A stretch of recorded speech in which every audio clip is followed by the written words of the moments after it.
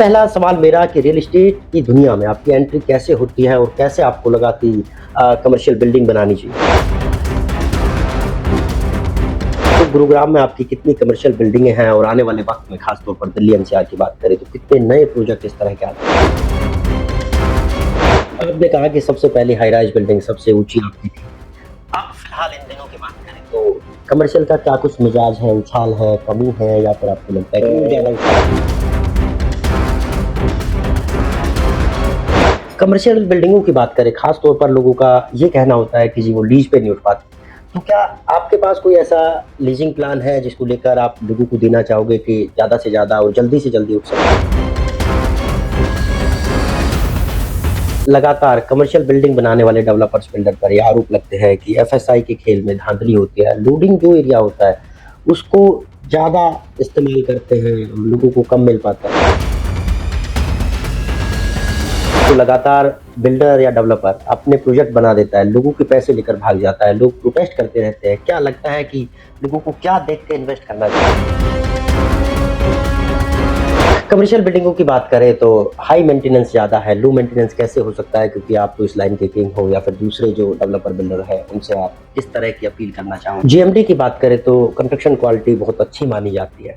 क्या GMD green building बनाने को लेकर कुछ अलग से प्लान तैयार किया हुआ है? हालाँकि 2 बिल्डिंग आपकी पहले से ग्रीन बिल्डिंग है।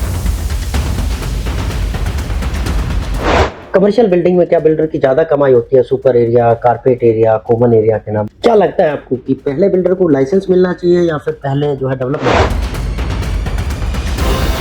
क्या लग रहा है अब कमर्शियल रियल एस्टेट मार्केट ज़्यादा उठ रहा है या फिर रेजिडेंशियल ज़्यादा? अब बात करें इस बारिश की या हर बारिश की, क्योंकि ये कहा जाता है कि गुरुग्राम जंगल था लेकिन अब कंक्रीट का जंगल डेवलप हो गया। जब भी गुरुग्राम में बारिश आती है, गुरुग्राम डूबता है, रफ्तार थम जाती है। क्या जब इस तरह की तस्वीर सामने आती है तो as a developer, as a builder आपको कभी फ़ील होता है कि यार ये बहुत गलत है, इसमें सुधार होना चाहिए, होगा तो कैसा होना चाहिए?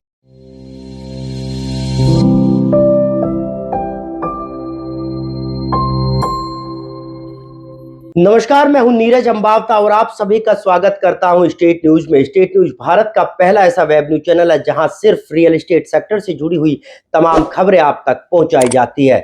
आज हम बात करेंगे रियल एस्टेट में कॉमर्शियल बिल्डिंग की, कॉमर्शियल स्पेस की, क्योंकि आज खास कार्यक्रम है जिसका नाम है रियल एस्टेट की बात नीरज अंबावता के साथ। और खास तौर पर कॉमर्शियल किंग के नाम से मशहूर सुनील बेदी जी हमारे साथ मौजूद है, जो कि जेएमडी के सीएमडी भी है। उनसे ही जानने की कोशिश करते हैं। सर, सबसे पहले तो स्टेट न्यूज़ पर आपका स्वागत है। सर, सबसे पहला सवाल मेरा कि रियल एस्टेट की दुनिया में आपकी एंट्री कैसे होती है और कैसे आपको लगा कि कमर्शियल बिल्डिंग बनानी चाहिए? देखो, मैंने अपना कैरियर जो स्टार्ट किया वो रियल एस्टेट से स्टार्ट किया जी। और अच्छा काम किया, लोगों ने साथ दिया, हुँ। तरक्की करते गए, आगे बढ़ते गए। थोड़ा-सा घूमने फिरने का शौक था, तो जब हरियाणा, गुड़गाँव में आते थे, तो देखते थे, दिल करता था कि यहाँ पे हरियाणा में, दिल्ली में, एनसीआर में दुनिया की बेहतरीन और बेस्ट बिल्डिंग हम भी बनाएँ। तो बाहर घूमते फिरते थे, तो एक बारी सिंगापुर में थे, तो वहाँ बैठे-बैठे थोड़ा आइडिया आया। वहाँ पे सिंगापुर एक आर्किटेक्ट हमारे दोस्त थे, डीपी आर्किटेक्ट, उनसे मुलाकात हुई। तो तब ये एक प्लॉट 1999, मतलब समझिए 25 एक साल हो गए, तब ये प्लॉट हमें मिला। तो हमने वहाँ से उनसे डिज़ाइन कराया, क्योंकि बाहर बड़ी खूबसूरत बिल्डिंग है, air condition, multi storey with 2-3 car parking, with escalator, capsule lifts. वो आइडिया आया, तो वो आइडिया हमने एक्सप्लोर किया यहाँ पे और वो सक्सेस हुआ।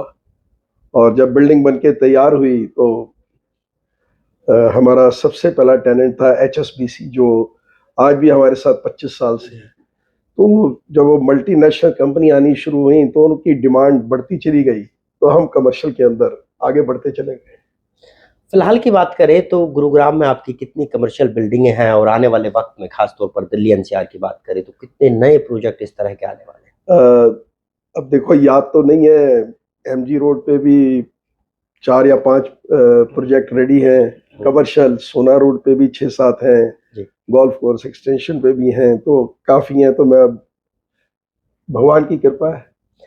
आप कमर्शियल के किंग माने जाते हो। क्या आपको नहीं लग रहा नहीं है? नहीं नहीं नहीं, ऐसा है कोई जी। थिंग नहीं। ये वक्त के साथ साथ, टाइम के साथ साथ वक्त चलता रहता है जी। और कारवां चलता रहता है।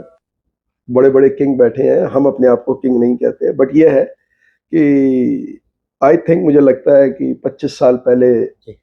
Best commercial building, commercial 14 story with air condition, capsule lift and escalator with car parking and sufficient car parking हमने बनाई। उसका थोड़ा हमें क्रेडिट जाता है, बट देखो वक्त के साथ साथ गुड़गांव अब बहुत आगे बढ़ता चला जा रहा है। जी। बहुत हमारे भाई बंद, हमारे डेवलपर्स बहुत इसमें एंट्री ले रहे हैं और अच्छी अच्छी बिल्डिंगें बना रहे हैं और बनानी भी चाहिए। आपने कहा कि सबसे पहली हाई राइज बिल्डिंग सबसे ऊंची आपकी थी।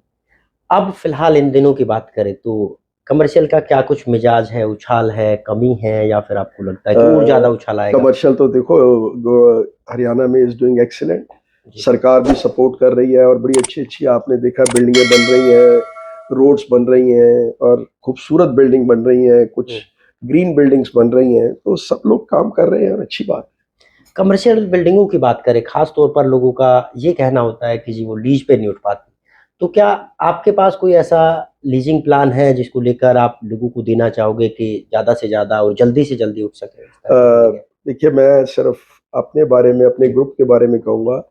जेएमडी के पास शुरू से ही हम्म। कमर्शियल की पूरी टीम है जी। और तभी हमने विदाउट एनी पब्लिसिटी या विदाउट एनी एडवर्टाइजमेंट कमर्शियल बहुत बिल्डिंगें बनाई हैं और आई थिंक हमारी 90% बिल्डिंग ऑक्युपाइड है इस वक्त। हम्म। तो देखिए, कमर्शियल में क्या है कि जो क्लाइंट आता है ना, तो जब वो एक्सपेंड करता है, तो वो एक्सपेंड करता है, तो अगर उसने आज से 25 साल पहले 2000 फुट जगह ली, उसने एक्सपेंड किया, तो उसने आगे जाके 10,000 फुट जगह ली, 15,000 फुट जगह ली, तो ये एक्सपेंशन चलती रहती है और ये चलती रहेगी और कमर्शियल बिल्डिंगें बनेंगी पूरे एनसीआर गुड़गांव में। आप देखिए कि इस वक्त मल्टीनेशनल कंपनी जो मैक्सिमम है, जी। दो इस जगह पे मैं मानता हूँ, या तो बेंगलुरु में और या हमारे गुड़गांव में। एक सवाल और कि लगातार कमर्शियल बिल्डिंग बनाने वाले डेवलपर्स बिल्डर पर ये आरोप लगते हैं कि एफएसआई के खेल में धांधली होती है, लोडिंग जो एरिया होता है उसको ज़्यादा इस्तेमाल करते हैं और लोगों को कम मिल पाता है। नहीं, मेरा सोचना तो ये है कि देखिए, ये धांधलेबाजी, अब कोई भी बिजनेस करो, जी। 1 आध 2% ये प्रॉब्लम्स आती हैं, जी। पर कोई भी अच्छा बिल्डर, डेवलपर, रेपुटेड डेवलपर जिसने आगे फ्यूचर अच्छा देखना है, वो ये ऐसी चीजें नहीं सोचेगा, वो पॉजिटिव मेथड की तरफ या पॉजिटिव सोच की तरफ चलेगा।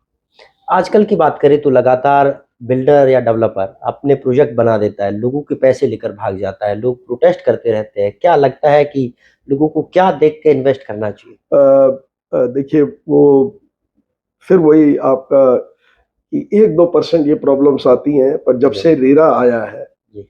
ये बहुत इम्प्रूवमेंट हो रही है। शुरू में रेरा लगता था कि शायद कोई बिल्डर के ऊपर बर्डन बनेगा, लेकिन नहीं। मैं ये कहूँगा, रेरा के आने से थोड़ा काम अच्छा इम्प्रूव हो रहा है, सिस्टम इम्प्रूव हो रहा है, इन्वेस्टर सेफ हो रहा है।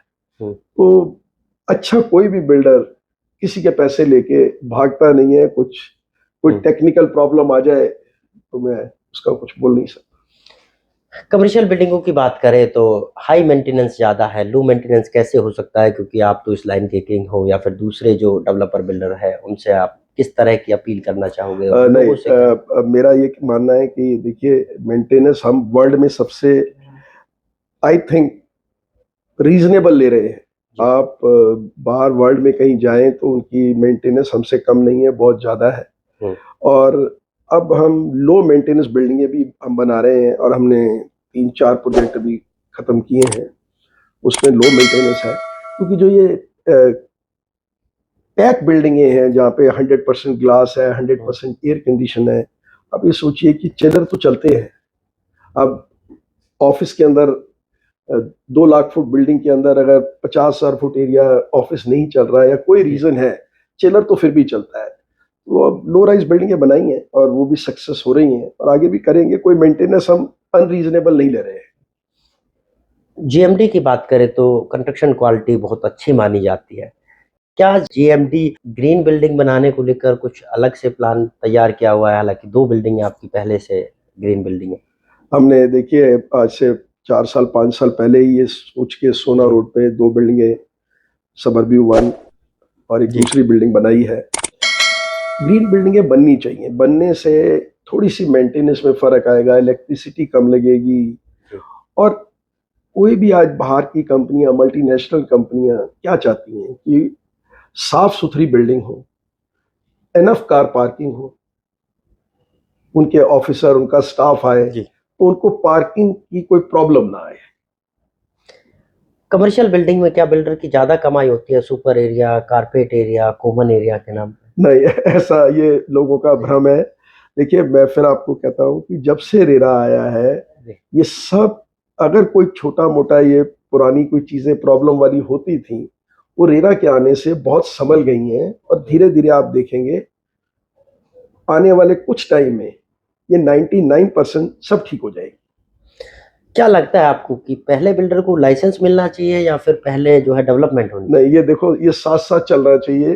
चाहिए? लाइसेंस भी मिलना चाहिए और डेवलपमेंट भी होनी चाहिए, क्योंकि इंफ्रास्ट्रक्चर बनाना है, आपने डेवलप करना है, तो ये साथ साथ, ये दोनों एक ही गाड़ी के ना पहिए हैं, तो ये साथ साथ ही चलेंगे। आप लगातार हर जगह कहते हो कि गुजरों ने मुझे बहुत उठाया है, यहाँ तक पहुँचाया है, उसमें क्या सच्चाई है? ये सच्चाई है। देखिए मेरा ना जो बचपन है वो गुजर भाइयों के साथ निकला है और उनकी मेरे को बहुत सपोर्ट जी। तब भी रही है, आज भी है और आगे भी रहेगी। मेरा परिवार है। अच्छा, एक बात और बताइए कि क्या लग रहा है अब कमर्शियल रियल एस्टेट मार्केट ज़्यादा उठ रहा है या फिर रेजिडेंशियल ज़्यादा उठ दोनों साथ साथ चल रहे हैं। देखिए रहा है? अगर कमर्शियल बनेगा वहां पे और रेजिडेंशियल साथ साथ बनेगा, तो रेजिडेंशियल के साथ साथ आपको शॉप्स भी चाहिए, जी। ग्रोसरी के लिए, आपके जो रोज की चीजों के लिए, तो वहां पे ऑफिस भी बनेंगे। तो ये साथ साथ चलेगा, ये कभी रेजिडेंशियल आगे कभी कमर्शियल आगे, तो ये बस 2 साल वो आगे चलता है, 2 साल वो आगे चलता है। मेरा 40 साल का तजुर्बा ये है। आपका 40 साल का तजुर्बा। अब बात करें इस बारिश की या हर बारिश की, क्योंकि ये कहा जाता है कि गुरुग्राम जंगल था लेकिन अब कंक्रीट का जंगल डेवलप हो गया है। जब भी गुरुग्राम में बारिश आती है, गुरुग्राम डूबता है, रफ्तार थम जाती है।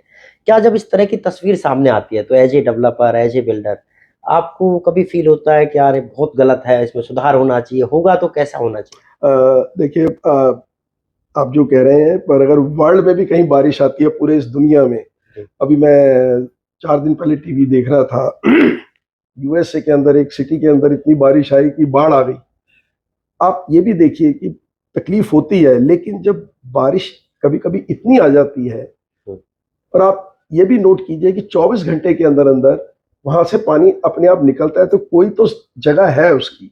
लेकिन अनएक्सपेक्टेड अगर कोई चीज ज्यादा हो जाए, ओवर हो जाए, उसमें सरकार पूरी कोशिश कर रही है और आगे मेरा ख्याल ये ठीक होगा।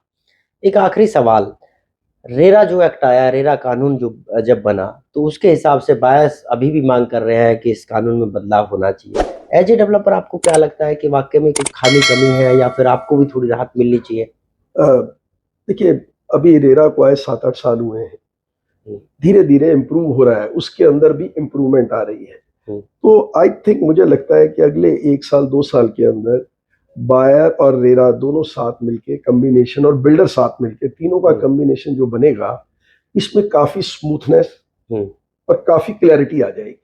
तो जो बायर्स हैं हमारे, देखिए आज हम यहाँ तक पहुंचे हैं तो बायर्स की वजह से ही पहुंचे हैं। तो आई थिंक बायर्स को और राहत बड़ी जल्दी और पॉजिटिव मेथड के रेरा की तरफ से अच्छी राहत मिलेगी। बहुत बहुत धन्यवाद जी। तो ये थे हमारे साथ सुनील बेदी जी, जो कि सीएमडी है जेएमडी ग्रुप के, और इनकी माने तो अब रियल एस्टेट का जो मिजाज है वो आने वाले वक्त में और बुलंदियों को छुएगा। फिलहाल आपको हमारी ये खबर कैसी लगी कमेंट करके जरूर बताएं। साथ ही चैनल को शेयर और सब्सक्राइब करना ना भूलें, ताकि रियल एस्टेट सेक्टर से जुड़ी हुई तमाम खबरें आप तक सीधी और सबसे पहले पहुंच सके।